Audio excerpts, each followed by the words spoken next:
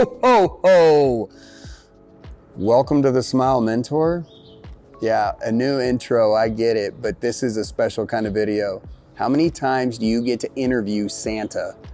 And I'm telling you guys out there, I'm not a big Santa guy. I don't, our household, all that kind of good stuff, but another client that we had down in Austin, we went down to and asked them for a client list, and in that process, got to know Santa Phil. He is there in Georgetown. He is the official Santa for their parade, and they do it right. I mean, it is very hallmarky, if you will. But Santa, call him that. We wanted to bring him on because his process didn't go as well. I mean, it really makes me kind of sad, and I make a plug for him in there because apparently Santa the pay doesn't go as well as sometimes anticipated, and sometimes the funds can be tight, and he spent all this money for implant work that doesn't work now. And so I wish I had a more joyous story for Santa Phil. And for those dentists out there watching this, I would highly recommend you try to get in contact with him and offer him services and use his testimony, because the guy is awesome. I mean, we love Santa Phil, and still has a great attitude about it. But this is one of those moments where you can learn through others, and unfortunately some of the challenges that Santa Phil has gone through. So yeah, I hope you guys enjoy, and Merry Christmas early. Those subscribers, thank you for your following, and thank you for all that you guys do. Appreciate it. Have a great day. Well, Santa, it has been now a few years since we've gotten together. It's good to see you again. Yeah, good to see you too, Matt. It's been a while. Yeah, it has been a while. My kids, we've played some of those videos that we took at your house and that you made for them. That was so cool, and it continues to go on. So, I mean, that has to be a cool part about what you do. Very much so. Very much so. Tell me a little bit about that before we dive into business. Tell me a little bit about that. Well, my portrayal of the jolly old elf started in 2009. And actually, the story starts a little before then. I have a son named Sean who was diagnosed with leukemia back in 2006. He was 13 years old. And we went through the treatment with him. He was on a 4-year treatment program, and he went off in 2011.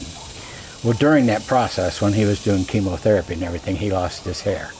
So you'll see in my story, there's pictures of me as a cue ball, totally shaved.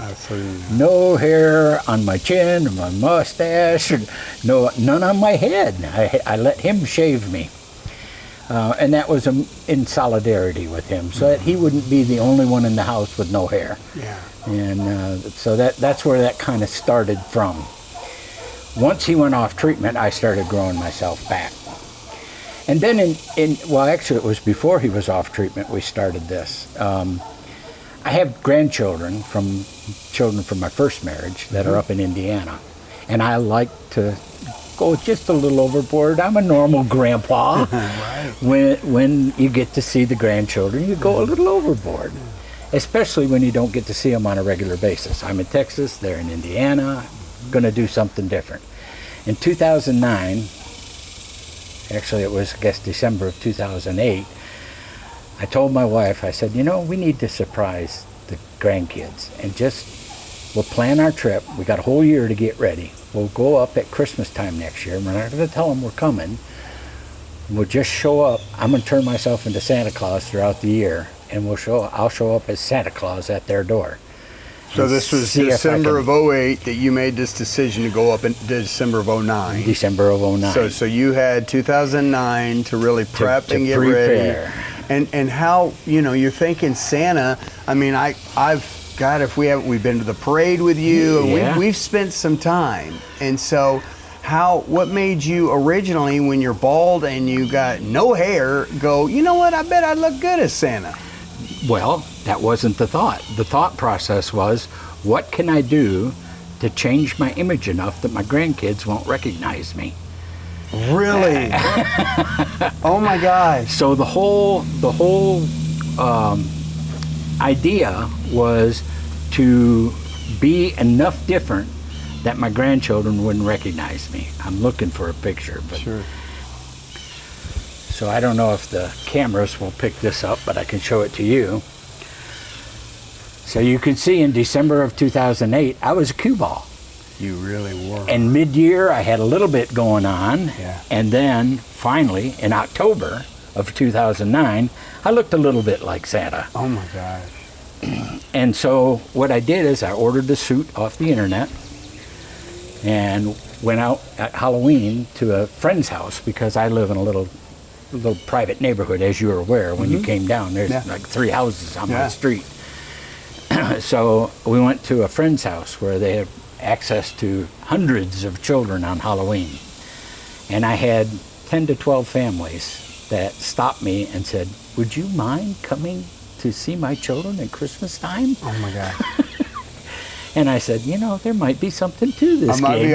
And so this is October, before you've gone up. Before I've gone to the grandkids. Have never really seen. Right. So they haven't seen any pictures of you. Nothing. Nope. And this is kind of before social media got big. So yeah, I mean. And I wasn't on social media at that point. Yeah. So then we made the trip. I did get a couple of clients that year off of that I went and visited before we made our trip up in December to see them. And they are still with me today. I still go visit them. The children are grown and gone, but Mom and Dad still like seeing Santa Claus too. So children of all ages. Are you kidding? I love it.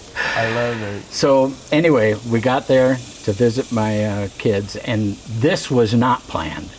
But it turned out that my son was hosting a family gathering, and several of my brothers and sisters were down to visit for Christmas time. They were doing the gift exchange and everything. I had no idea they were hosting it at his house, and on that weekend I chose to be up there. That was just luck. What a gift. No, that was divine intervention. Yeah, that was a gift. That was a gift. You put in all that effort, you put in all that time. And it worked. My youngest grandchild, it took him 15 minutes before he finally said, "Oh, that's my pawpaw." 15 minutes? No way. It was hilarious. That is so cool. But from that, I came back, and the next year the city asked me to be the Santa Claus for the parade. They needed a new Santa. The guy that had been doing it retired, and they needed a Santa, and I had done a play group with the gal that was the coordinator for the parade, had 2 children in the play group that I went and visited and read the story and all to them, and she went, "Oh, you're a great Santa. Would you be interested in doing the parade?" I said, "Oh, sure." I love it. So that's how Santa became. And he's been being refined every year since then. I learn every year. You never stop learning. I love it. Before we get into the other part, now tell me the emotion.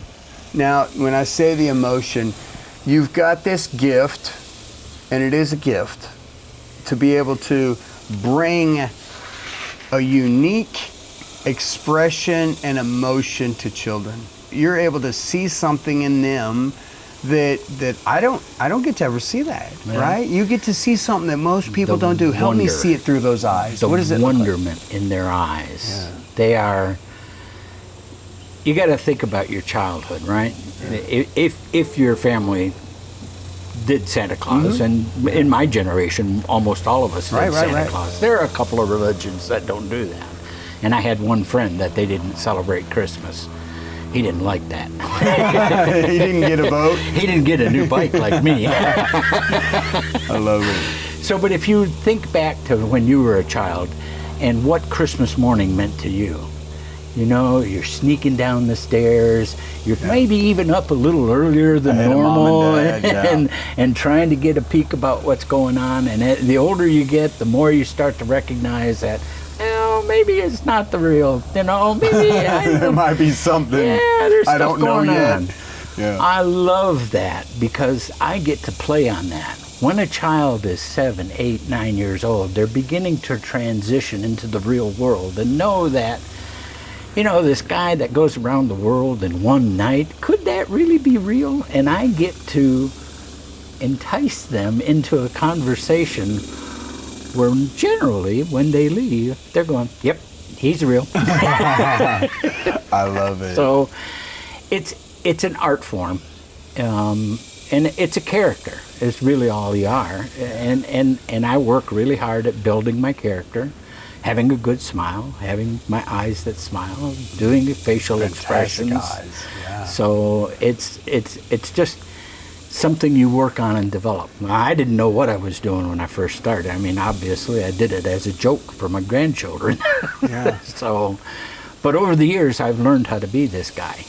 And really well. I mean, I remember going to the parade, and not only did we do the parade, but then after you do the parade, which is no small thing. I mean, I was blown away how big it was, but then afterwards people come and they'll get their picture and they'll do the... It's an 8-hour day. Yeah, I mean, and it can be a long day, you know, 10 hours sometimes. Yeah. Depends on when we finally decide to cut it off. Yeah, and so getting to see you there and hearing and watching the kids and just seeing you in that element, it's one thing to hear about it. It was another thing to see it. So it was really cool. It was really cool. I know that the objective there is for the children to come get a picture with Santa.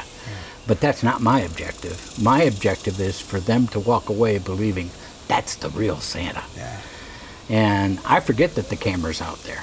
You know, I'm 100% consumed in what is this child's wish and what can I say to make him laugh, to get the genuine smiles and those kinds of things.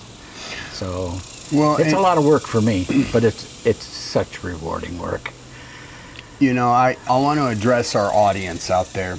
Guys, you know, this is not a shameless plug. This really is real, especially after COVID and all this kind of stuff. You know, getting to know Santa Phil like I have, and just his heart, and, you know, if you heard what I just heard even, you'll know that this is much more than a side hustle, that this really is a fun and a passion. So I really want to encourage anybody out there that is looking this holiday season that's coming up, this Christmas season, man, let's flood Santa Phil with work. Let's do this. So how would they find you? If somebody wanted to book you, how would they find you? First, good luck. I've been at it for, what is this, my 11th year now. So I book up real early. Yeah. I have many photographers that I work with, and then in the month of December I do many house parties. I do some corporate parties, and I've got regular clientele who call me every year and want to do their house party. Yeah. So I book up really, really fast. There's usually half a dozen to maybe a dozen of brand new people that I've never seen before. But if you're looking for me and you're interested in trying to get on my calendar, you can go to Facebook and look for Santa Phil. Santa Phil. And that's really all you need, and you'll find me. My last name is Gingrass. Gingras. A good story about that, but we'll save it for another time. Yeah. It's pronounced like a gin, cotton gin, right? And grass like what you have in your front yard. So Santa Phil Gingrass. Okay. And if nothing else, guys, follow them. Just kind of get to know and help blow them up and support them. So with that being said, again, I don't want to, I just really would love to see more people be able to enjoy you, because it really has. I mean, that was a gift of Thank you, us. sir. You know, this is one of our favorite. I've talked to it's been cool having almost a reunion, because now I have to go through this, getting the All-On-4, All-On-6, the full mouth restoration. But talking with a lot of my the testimonies that have become friends, and getting to years later come back and say, now I'm in the shoes, I'm about to go under the knife, if you will. And so I really enjoyed our time I had just together. gotten mine done with it last time when we got together. Yeah. And Which segues. I have experienced some challenges with them since then, and you're aware. Yeah. That's why we're here now, so I can tell my story and kind of anybody who's looking to do it. I strongly recommend that you invest in that because it is such a big part of who you are. Your smile defines you. Yeah, it really does. And if more people use their smiles, this would be a great world. Amen. So the smile is a big thing. And I have nice looking teeth now. They just don't fit well. I have pain. I've had a couple of failed implants, and I'm having to go through the whole process all over again myself. And I learned a lot from shopping around the first time, making a choice, and now I'm shopping around again, but I know a whole new raft of questions to ask. You know, you talk about, and I'm really trying to come at this, even though I know a lot more than your average bear because of what I've done, all the relationships, and how I've just kind of, the whole dental implant, All-On-4 type focus that we've had for the last several years. But now once you go through it as a patient, I mean, even though I know a lot, I'm still wanting to, that's the heart behind this documentary, is to really help share the journey, the lessons I've learned, but also the lessons that my friends, which I've shot testimonies, have learned. And so let's start off this way, because I know you have had some challenges, and because we're not being paid for this, nobody's sponsoring us this, we're doing this on our time and dime, right? But really with the heart that it will come across pure like that. I mean, I'm paying for my surgery, I'm not getting any, and so because of that, I don't want it to be a commercial.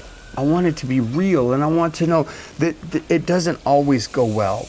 No, and it doesn't. can, and I've talked to some people that can, but sometimes you have to do it again, and that's kind of your situation. So tell me a little bit about where your current situation is. I really wished I didn't have to do a do-over. However, when I went into it, I started out, I never really had good teeth anyway. Yeah. And when I became a Santa Claus, it became very important to me to utilize my smile. And as I looked at myself, and I was my own critic, I'd look at my pictures and I could see that one of my front teeth was yellow, just yellow. It wasn't anywhere close to white. And I did not like that discoloration. It took away from what I was trying to do. So I had to learn to smile. Yeah. which doesn't work really well for Santa, especially. So that was my drive of, I need to figure out what I can do. So I visited my dentist and I said, can we just whiten this guy? And he went, well, you have bigger problems than that. I had several root canals that were needed, and there were a couple of broken molars that needed attention, and he said, you really are in a place where you need to consider replacements. And I wasn't really sure I wanted to do replacements. I'd watched my father-in-law, who did not be able to keep his teeth. He had an accident as a young man, and he had 2 teeth on the bottom and 2 teeth on the top. And he had bridge work that kind of used those teeth as anchor points to help hold them in. But the top one was always slipping on him. And I said, I really don't want to go there, I just don't want to be there. And so implants was something that I started researching. And unfortunately, I found out, if you listen to TV, they're spending millions of dollars on those TV ads. Well, guess where they get that from? Their prices for doing implants, it was half as much as what my house cost, for crying out loud. It was ridiculous. Yeah.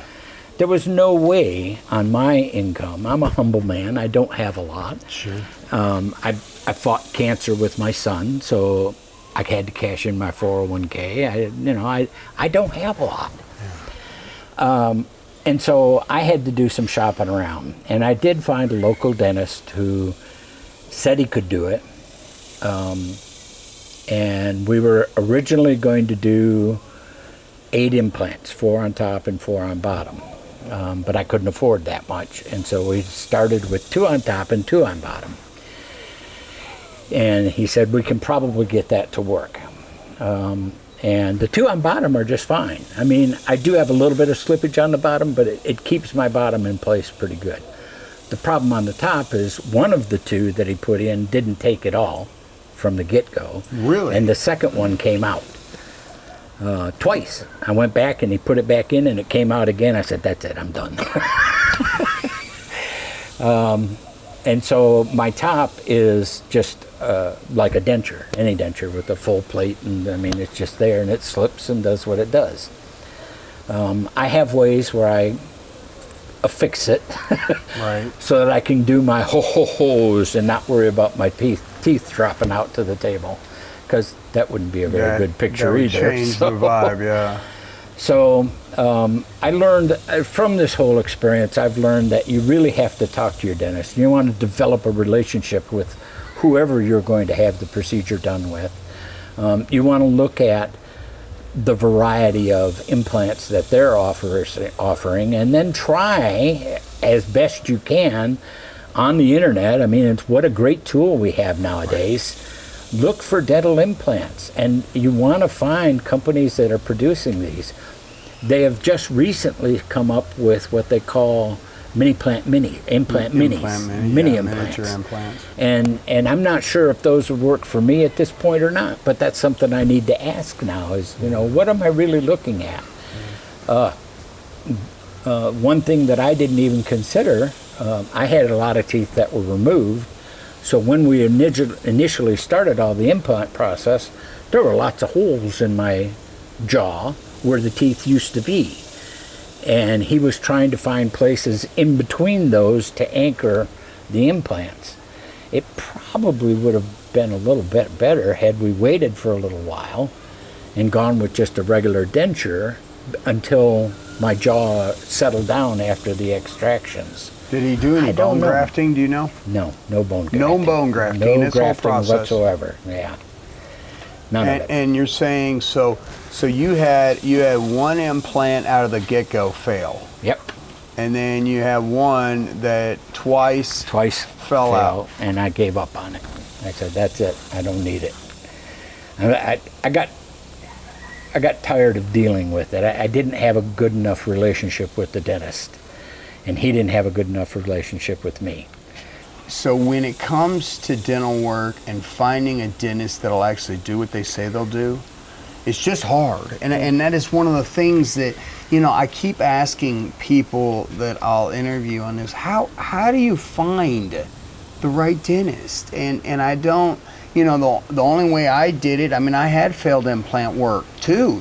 I went to Costa Rica because, like you, I'm like, oh my God, this is so expensive. And I had plenty of money at the time, and I just didn't want to give it to the dentist that much. I'm going, wait a second, I know. So I go to Costa Rica. It fails after 6 months. I found a prosthodontist in the DFW area that really was gracious, and really he was an oral surgeon too, a surgical prosthodontist, which if you can find a surgical prosthodontist that can do it pretty much beginning to end, I've seen a pretty higher outcome and success that way. But how do you know how to find them? Because I got a list this long of dentists I would not recommend, and ones that I would recommend about that long. Yeah. I went through a process through my work, right? I have dental insurance through my work. They didn't cover my implants, but at least it gave me access to dental referrals. Mm-hmm. And they will do referrals for prosthodontists too. And so I went through that process, but just because, you know, they're on 1-800-DENTIST doesn't mean they know what they're doing. And trying to find realistic testimonials is really hard to do. What dentist in his right mind is going to have 18 reviews on his website and 6 of them are negative? Why would they do that? That doesn't help their business. That doesn't help their business. Yeah, they would just put 12, not 18. So, and now no one is perfect. I'm sorry, that's just the way the world is. God did not make us perfect. Yeah. Well, we are. We're perfect in His image, and He is the only one who is perfect. That's right. Even His Son was not perfect. in his human form. It's a long Bible study, but let's not go there right now. Okay. We're not perfect. We're human. We err. We all make mistakes. Right. And a dentist is the same way. And yet, when you're dealing with something like that, just like dealing with eyes, you don't want to go to a laser surgeon who doesn't know what the heck he's doing. How do you find a laser surgeon that knows what he's doing? And really, you do it by how long has he been in business? How many procedures has he done? I didn't ask those questions going in the first time. And so that would be, I don't mean to cut you off, but that would be a good thing for people to ask when they're in a consultation. How many of these have you done? How long have you been doing it? How long have you been in business for yourself? Right. And tell me about your cases that have failed, because that's something that I always try to encourage people to ask, because if you don't, like you said, no one's perfect. If they say, no, I don't have any that failed, get out of that chair and run. Because they're lying. They're lying, but absolutely. Then, if they talk about their effort, because I've dealt with so many clinicians around this country now, and like I said, good, bad, but the good ones on their failed cases, I mean, I've seen some, I've talked to some, they don't give up. That's the thing. They don't just blow you off. They see it as, okay, I partnered with you on this because I know how important this is to your life, to your health, to your well-being, to your freedom. We talk about how important your smile is, right? And then are they willing to go with you the distance, knowing that you're not made of money, and if you kind of have something where it worked out and it takes them a little extra time or money, are they willing to invest with you? And sometimes they make it up because some cases are easier than others. I've seen it. I know this. Is sometimes their margin is easier on easy cases. Are they willing to, on the tough cases, sacrifice a little and go, look, we started this together. They still make dang good money. And the hard part is those that, I don't mean to get on a rant, but yeah, those that are willing to, how did they handle those failed cases? I mean, and you'll tell a lot about a doctor, because when you ask them that, I mean, it catches them off guard, and then that way you get to see the candidate. It's really no different though. I'm a computer technician. Through my career, whenever I go out on an interview, one of the questions I always gets asked, what was your biggest mistake? What was your biggest failure? And how did you recover from that? That tells the prospective employer my integrity as a person. One, am I willing to admit it?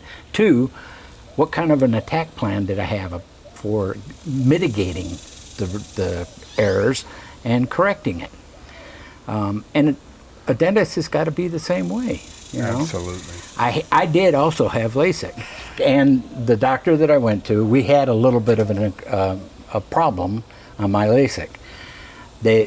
When I had mine done, they just peeled the front part of your eye off and then laser shaped the lens and then put the flap back down. I think they do it a little different now, but maybe it's the same, I don't know. But anyway, one of my flaps, when it went down, it folded, and there was a crease in it. Oh no. And he caught it before I left the office, but it had been folded long enough that it caused that correction to not be 100% back to 2020. I wound up with an eye that was at 2025. And he offered me that if I wanted to, I could go back and correct it. And after about 6 months, I realized that, with one at 2025 and one at 2020, I had the best of both worlds, because one was distance vision and one was close vision. And I was getting close to that age where your eyes start doing the thing where you got to wear the reading glasses. Mm-hmm. I'm now there. Even though I had LASIK, I still need these to read. They also make me look like a good Santa. Yeah, it's great. It works your part well, very well.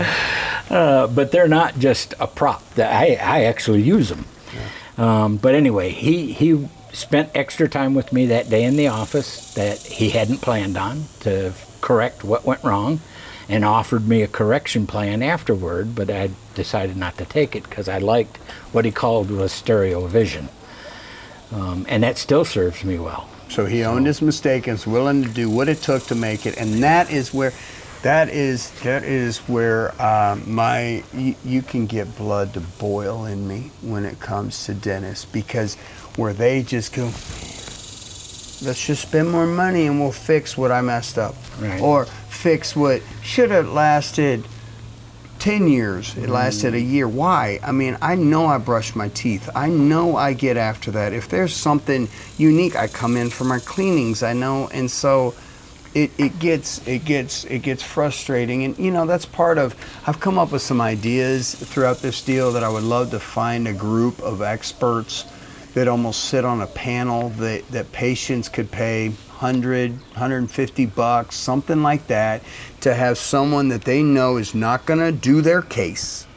You know, they're not trying to sell you anything. They're just reviewing it from an expert deal. They see the CT file, they see your smile, the pictures that were taken, and they look at it, and then they look at the treatment plan that the doctor gave, and they either say, yeah, or this might be another alternative, but of course you're going to have to sign waivers and not hold them liable. But I'm in just the trying military, to find, they call it after action report. yeah, You know, yeah, I happen to be working a government contract right now, and because I'm working for a government agency, I file a lot of after action reports. If something goes wrong, you got to tell them what went wrong, Yeah. what was the correction, and how do we mitigate that it won't happen again in the future. yeah. And when you watch the doctor shows on TV, you see the same thing. After an extremely difficult surgery case or something, they always have a group of doctors that get together and they talk about what went well, what didn't go well, and how could we do things maybe a little better, especially if there was a loss of life. And unfortunately, those things do happen. But surgeons have those kind of protocols in place that they follow. I don't see that in this new industry that is dental implants. Yeah. Let's go back and review, and what went well, what didn't go well, and you know, how can I make it better in the future? How can I not have that happen to another patient? I've found a few clinicians out there that will do that, but again, they're the exception to the rule. Yeah. Okay, so now you probably have answered this, but I'm going to ask it this way, and so forgive me if you're having to chew your cabbage twice, but what do you wish you knew then that you know now? I guess the biggest thing is how many procedures the dentist that I went to had really done, and what was his success rate. Because I had the problem with failure, and it was a double failure, he didn't know how to correct it the first time, obviously, because it happened again. And so that's when I said, maybe this guy doesn't have the experience that I thought he did. And so I decided to cut my losses. It was still a lot of money. Let's not mince it here. It was still over 5 figures to do what I did. And I don't know what it's going to be the second time around, but I mean, money is still an object to me. Yeah. But my wife has told me I am doing it again next year. After Santa season is over, we're doing it again, because she's tired of me complaining at the dinner table. Yeah. I call it, I have an eating disorder now, because my top plate slips around so much, Yeah. and then the food goes in the wrong place, just- and I either start coughing and hacking, or I'm digging around trying to get something out from under my palate, and no, not a good thing. So she wants that eating disorder repaired. Well, I'm gonna take this minute. I've worked with so many dentists out there. If I had my own clinic, I would be calling Santa Fe immediately as a poster child, because you've got the ability to work out some kind of deal, and you discount that. I know what the costs are. I know what they are. If you took the time to work a deal and get this guy his jolly smile back, I promise you it will pay tenfold or more. So I'm going to put that challenge out there for any clinician that's smart enough. Not all clinicians are good businessmen. In It's fact, not why I'm very here, few. though. I know That's you're not why I'm here. I know. That's why I made the plug, not you. I mean, Again, I'm a business marketing guy. I know what that would do. I mean, I've taken pictures of you. I've seen, I'm like, my gosh, you can't ask for a better poster child for a happy smile. So, thanks for calling me a child. I like that. Yeah, absolutely. Aren't we all? If we know it. Yes, we are. We do. Just some of us are in touch more than others. What are some of the questions you still have as you're looking into it? I want to take a minute and let's go through and see if I can answer them, because I've gone through a lot, and so you might have some questions I might have the answer to, or secondly, if I can't, then we'll see someone post and I'll get that answer for that question. So walk me through. So obviously one of my big questions is, how many implants do I really need to hold a full arch in? I have no real teeth left in my mouth, okay? Mm-hmm. They're all been extracted. Yeah. So I don't have to go through the extraction phase again anyway. Right. I feel like I need 2 more on the bottom just to hold that arch securely. Yeah. Because there are many times when I'm biting down on something, I get a rocking on that bottom arch, and that can be a little irritating. The top one, I have 0 implants on now, and I believe that I need a minimum of 4, and it might need more to hold it securely. Yeah. And the doctor I went to said that it could be done this way. I have a plate right now that covers my entire palate, which I know everyone knows your palate participates in your ability to taste food. Mm-hmm. It's a big part of it. And so I have reduced taste in my food right now because I have a full denture plate there. Mm-hmm. And that just changes how you experience food. Oh, yeah. And so I want an upper arch that doesn't have that plate over my palate. So let me tell you what I'm getting. And what you're looking for is I'm going to call it the All-On-X. There's some people out there that have branded the All-On-4 trademark name, so I don't want to use that without permission. So I'm going to call it All-On-X. But with the full arch, it's literally an arch like a rainbow that will have a minimum of 4. You'll need a minimum of 4 implants. I am personally going to have 6. They're going to be able to use one of the ones that I already have and have to put in 5 more. Yeah. Some are going to have to go back kind of far to anchor it more in the jawbone. They're not having to do zygomatic, which is up into your sinus bones, which is really hard. But they'll put the arch in, and usually the surgery, it'll take they'll leave you that day with kind of what you have now is exactly, they'll convert a denture. It's called literally a conversion. They'll put in 4 to 6 implants, zip it in.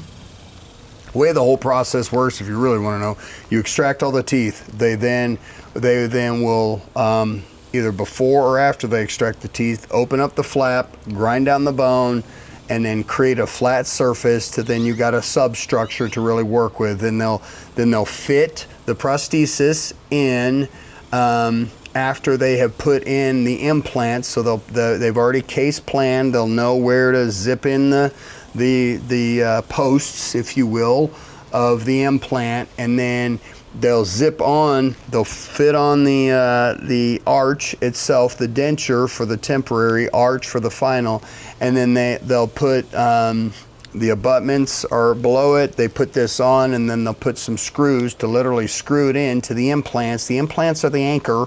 They're not the actual screw. They actually have screws that tie into the implants. So what happens when you have your final one done, you have full taste. My mom went from a denture to one of these, and I got to see the difference on it. It's dramatic. Yeah. Your speech will change a little bit, which is great. I won't slur as much as I do now. Exactly, right? Good ballpark, at least in Texas. I know that there's cost of living, but 40 grand for a full mouth is about what retail will be. Now, one of the things I know, right? And I mean, I'm having to only do the upper, so I'm about 20 on my upper, which was not. And I'm, you know, this is a trick that I've told people out there. If you got cash and you don't have to finance it, which I'm very blessed right now to be in a season, but I've had a lot of seasons where I haven't, so I understand. But if you do have cash, you can go in and negotiate. If you have a heck of a story and you can be used as a poster child, you can go in and negotiate, I promise you. And and it's not just with that hustler out there that's willing to, you know, take any money that you can. You find the right guy first, then you negotiate. You go in as a full paying patient. You don't even try to say, I'm broke, I can't afford. You go in for that free consultation, and when it comes time, in your situation, poster child, right? And I would have done that where I'm at right now with being able to do this and saying, hey, I'll trade you services in kind, but I really wanted the purity of this type of deal. But that's about what they will cost. But yet, you know, it should. There are some out there, and I would only go to those out there that offer a warranty. So where I'm going is lifetime. To be a lifetime warranty that I know. I mean, you think about it. How much have we spent on our dental over the years? I mean, think about it. Yeah, right. I mean, if you total it up, you're going, dang. You know, I mean, I could have gone on a lot of vacations and had a nice little cabin on the lake right now. You know, with some of that money. But it's okay. You know, God provides, and we're here, and very grateful. Not here to just cry in our beer, but. You know, to help anyone out there and to help you in that, you know, understanding the cost and how you might be able to negotiate some of that, because I know they'll hustle. I know they'll negotiate. I mean, I've said it in some of the other interviews that I've done. I might not get any work in the dental field ever again after this series because I'm kind of peeling back the curtain and really trying to share and be very candid about, you know, but I know there are a lot that will negotiate, and so don't be shy to ask. Well, I've never been shy when I go shopping for a car. Right. To knock them down. I'm not shy when I go in and I'm looking for a new living room set. I know that suggested retail is just that, suggested. That's right. And it's up to me to negotiate off of that suggested retail. That's right. And my negotiation skills being what they are, I don't get very good deals. But that's just the way it goes. You need to go in with your Santa outfit. Does that ever happen? Do you get any special treatment when you're in your Santa outfit? The only special treatment I have ever had while being a Santa, it was 5 o'clock in the morning on a Saturday. I was winging my way from Georgetown, Texas to San Antonio to do a photo shoot. And I was going to be visiting with a bunch of children that I knew wanted to sing songs, and I was trying to add a song because I'd seen them before and I wanted to add another song. So I was really concentrating and working on Frosty the Snowman. So I had my cell phone on the seat next to me playing Frosty the Snowman, and I'm singing along, and I have no idea how fast I was going, but all of a sudden I get the lights behind me. Someone knew how fast you were Somebody knew I was going. And he walked up, as I always do on the highway. He came up to the passenger side. I put that window down, and Frosty's still going on my phone. I'm in my Santa suit. And he looked at me and he went, do you know why I stopped you? Did I sing off key? Nice. He said, no, you were going a bit fast. I love it. I love it. So he asked me for all the papers and everything. I handed over to him. He goes back to his car and he comes back after a little bit. He says, I just can't give Santa a ticket. Man, please slow down. I love it.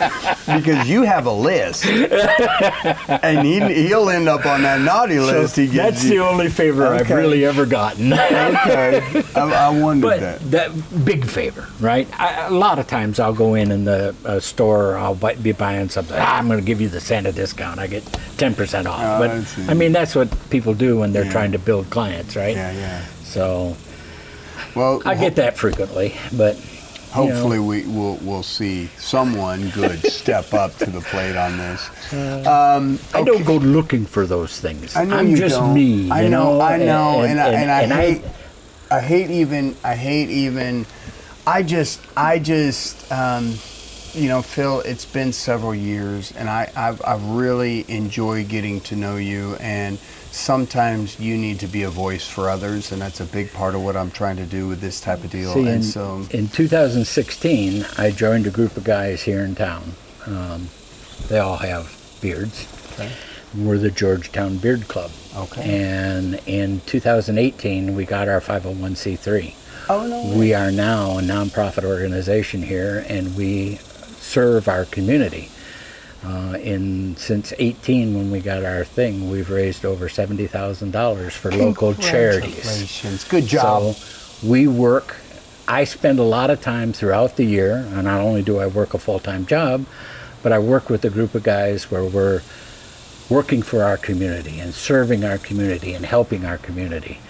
And that's who I am. I mean, I'm here to serve, and Santa Claus does the same thing, when you think about it. Mm-hmm. Sure does. So it's a good fit. Yeah. Well, I've enjoyed getting to know you, and you know what? Something tells me in my gut that this isn't the last time we're going to do something like this, because I really have a feeling that there's going to be some progress, that there's going to be some outcome, and regardless, I think God's going to provide somehow for you in this process, and we would love to walk alongside you with it, and especially afterwards, and see how the final comes out, because I can already see it, I feel it, and I know that you're in that in-between, and you want, and my hope is that it'll be soon. And so, with that, I really, are there any other questions you would have for me? Because again, like I said, I've built materials, I mean, for me right now, it's, I don't know enough about the material science for implants. So what do they make a tooth out of?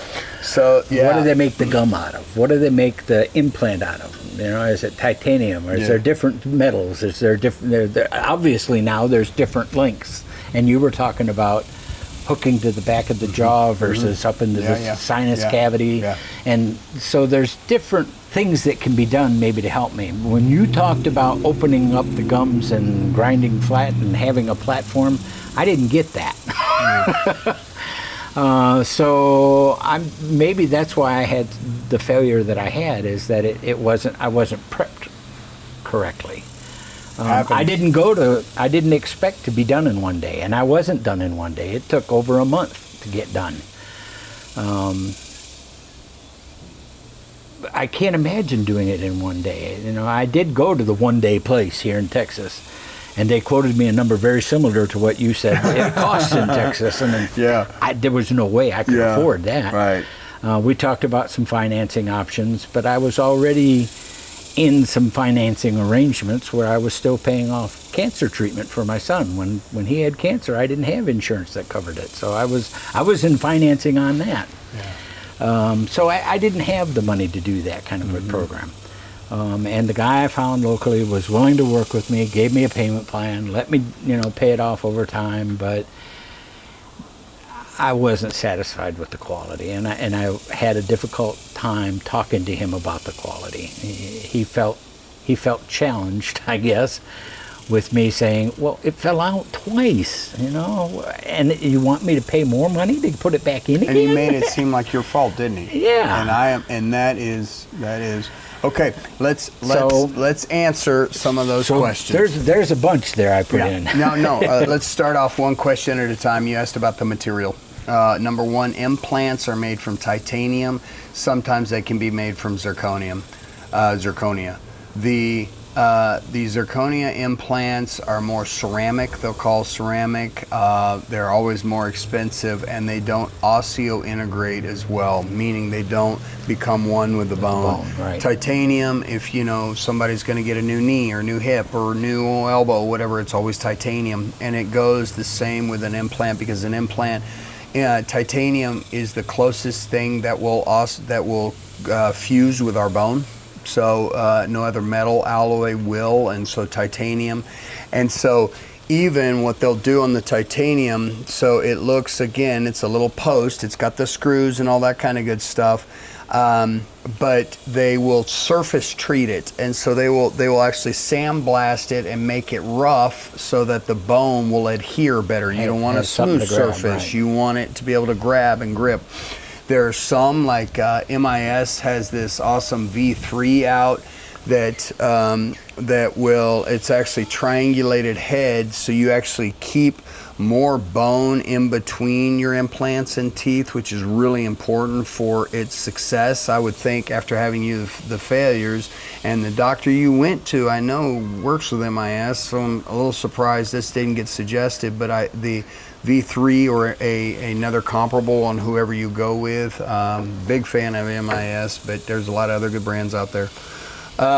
Now moving on to the restoration piece of it that the actual teeth are made of, the one that you went to that you said you see all over TV, the two options they're going to give you an affordable option, which is called a hybrid. It's basically it's a titanium bar substructure that then they mold a polymer, a plastic around it, and that's basically your teeth. They got about a 10-year lifespan on those, and then you're gonna have to change that out. The implants should be good that they placed in. You would just have to, like a tire, once it runs down, you gotta change it out. The hybrids will attract odor more, they will stain easier, and they will wear down easier. But they are softer on your gums and your bone. So then now moving to your second one, their Cadillac that they would brag about a lot is zirconia. Zirconia is monolithic, meaning it is one piece. So because it's one piece, you ask what attaches to the gums, so everything, it's one solid, and it's heavy. I mean, the zirconia, because it is very durable, it's much more durable.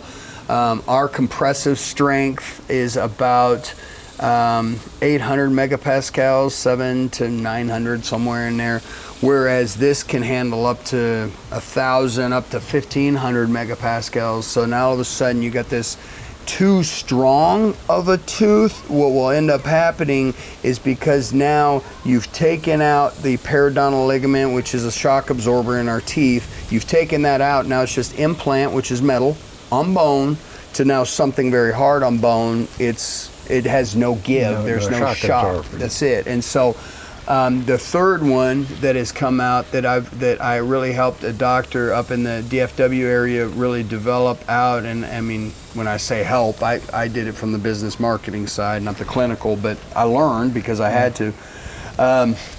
They make something out there that has a substructure and then a structure over it that is a lot lighter. It has the same compressive strength as our teeth, and when they bond them together, they have an actual chemical bond, so they won't fall apart. They become like one piece. And the beauty about it, that substructure that I'm talking about, so think of you've got your big main piece, and then the teeth are glued on over it. It's like you got your main bulk piece, and then something fits over it that it's all the teeth. It's a nano ceramic it's glass beads basically, so that's where you get the translucency and looks like natural teeth.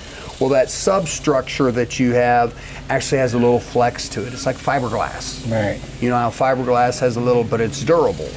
And so this has a little flex to it, so that when it is attached, it will take your bite and it will actually just let the impact rest there instead of actually go to your jaw. So the three that are out there for materials is a hybrid, which is basically like a plastic, a zirconia, which is very heavy and very strong, but when it breaks, and it can break, it's catastrophic. I would personally never do zirconia. And then that nano ceramic hybrid, and when it comes to your time, I'll be happy and help you find a lab that will do that, because it's like 70% lighter than that zirconia. You gave me words I can Google now. Yeah. I can do some research on my own now. Yeah, and I'll send I you just some didn't know links. what to look for. Yeah, and most people don't, hence why we're doing this, because they don't know where, and it's okay. I didn't. If I was not in the shoes I am in and being challenged with what I've been challenged with on, now I gotta help bridge from the clinical to now the patient side. That was one of our main roles, so I had to learn the clinical side to then translate it so that laymen like us can understand it. I mean, it's like, gosh, don't give me all the scientific. Try to give me, and I know I gave you some scientific, but that was the best I could. But I needed some. Yeah. So that would, and then what was, I answered those two questions, and then as far as in with you, the thing you're going to want sooner than later is go in and get a CT scan and see how much bone you have left. In this game, bone is gold. Yeah. And so I don't think it's very much. But it's okay. My mom, let me give you some encouragement. My mom had hers done after 20 years in a denture. It was the doctor's most challenging case, but I've seen it work. So you find a good doctor, they can't, and especially with technology now, my gosh, they can hit a gnat's hiney with it. Yeah, well, see, the problem I have is, how do they warranty their work? What I've seen is, number one, I want to go to somebody who has something to lose. I don't want to go to, there's one or two that advertise on TV that have like 60 locations across the country. They got a legal team and a lawyer. They can lawyer up so well that you're fighting a gorilla. So you're never, if it goes wrong, they can outfight you. Yeah. But if you find a local person that's a one, maybe two practice guy that does some marketing, that does some advertising, and yet specializes in this, that he's not just a general dentist that can do everything and happens to be one more of his bag of tricks, that he really focuses on implants and all. One thing that I have noticed is, when I did it originally, there really was one game in town that was advertising on TV. Now there's half a dozen that advertise in the general area here. Yeah. So, it's like I want each one of them to make me a quote, right? Yeah. I want to shop around. I mean, just like I shop for a car. If I don't like the price that I get at one dealership, I go down the road to the next dealership.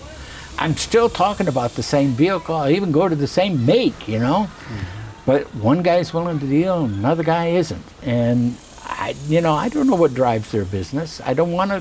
That's not my point. Mm-hmm. My point is, the more quotes I get, the better chance I have of finding the right value. Well, and this is something, if you can start off with, if there's anybody, and maybe even this might be an idea for you, if you could even go back to your old dentist and say, look, we'll probably part ways. Do you mind if I get all my records and could you do one more current CT for me? Because I know what it costs them. It doesn't cost them anything, and ask them to put that on a disc for you.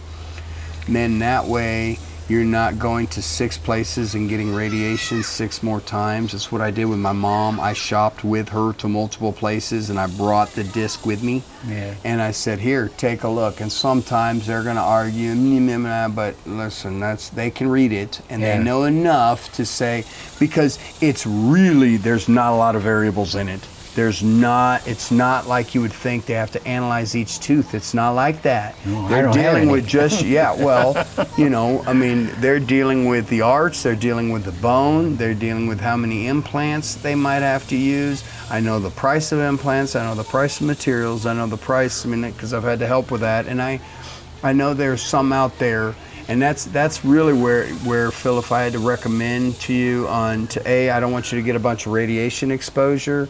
But B, they will also know that you're serious about this, and when you go in for that consultation, say, look, just because I've been to somebody else act like I've never been, like really treat me like, because they might have missed something that you assume that they've told me. Right. So tell me and ask them, say, start me from the beginning. Yeah. And what's this going to take? How long is this going to take? How many appointments? There's a guy that I know that's got, I don't know, 5 or 6 clinics across the country. He does everything same day. You want to walk out of there with teeth, but you don't want your final teeth because your gums adjust. There's so much that happens. You want to let everything heal. And so those questions, how long is it going to take? What's the healing process? What brand of implants do you use? What will you do for my bone loss? How do I have to pay everything up front? Do you offer payment plans? Do you, there's a lot of questions that I'm really putting together, kind of a list that I'm going to put on this site that we're going to build for this, that people are going to be able to click and can even print off and go with them and ask to that clinician. But that really would be as you shop around, and like I said, find somebody that has something to lose and that specializes in it, because if they have something to lose, especially with you being Santa, you get your voice out there. And I know you're not quick to badmouth. I know that. I've already heard you're really slow to wait a second, but this is your teeth, this is your life. If they screw up, it needs to be known, and they need to know that you are willing to share your experience with the world. So that's how I would do it. Right.